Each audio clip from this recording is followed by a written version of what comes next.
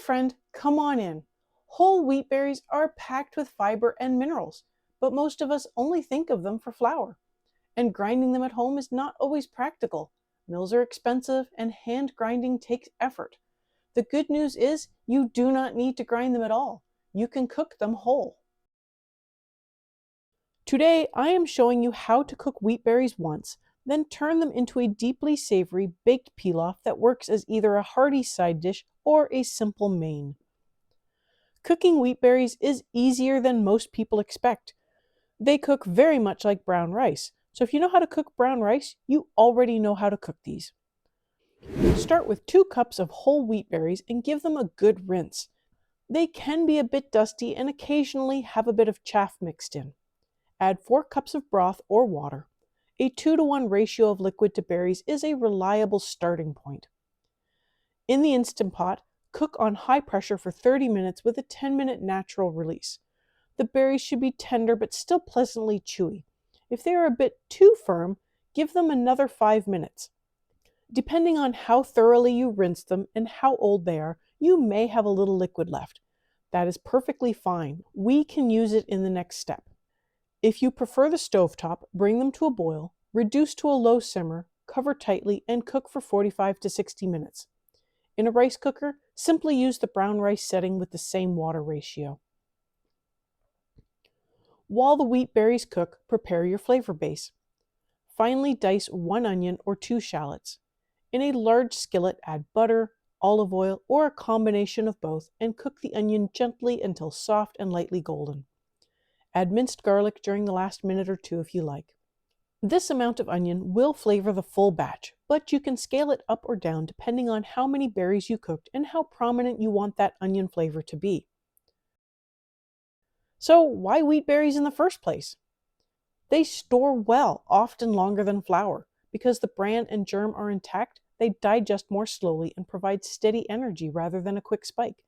They are naturally high in fiber, B vitamins, iron, and magnesium. If you prefer to avoid fortified flour, this is a way to get those nutrients directly from the whole grain. Once the berries are cooked, stir in the sautéed onions. From here, you can take them in many directions.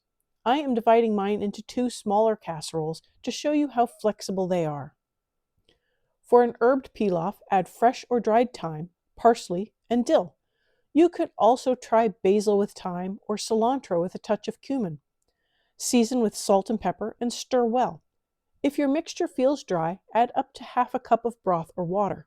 Cover tightly. For a cheesy pilaf, stir in 1 to 2 cups of shredded or grated cheese.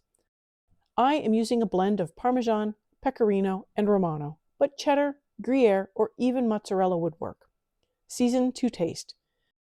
If you would like it creamier, drain off any excess liquid first, then add up to half a cup of milk or half and half before covering.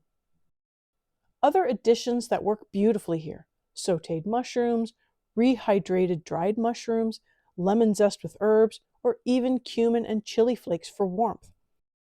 Wheat berries are a little nuttier and chewier than rice, but they take on flavors just as easily.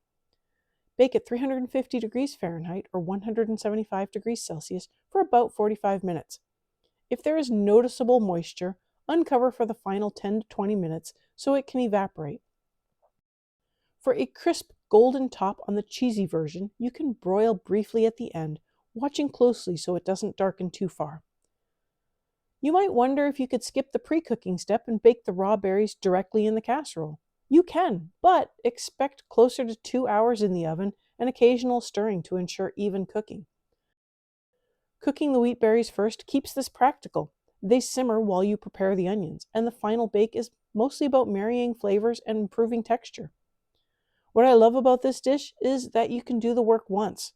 Cook a batch of wheat berries, then turn them into whatever fits your meal. They hold their shape, they have a satisfying chew, and they make a simple dinner feel substantial.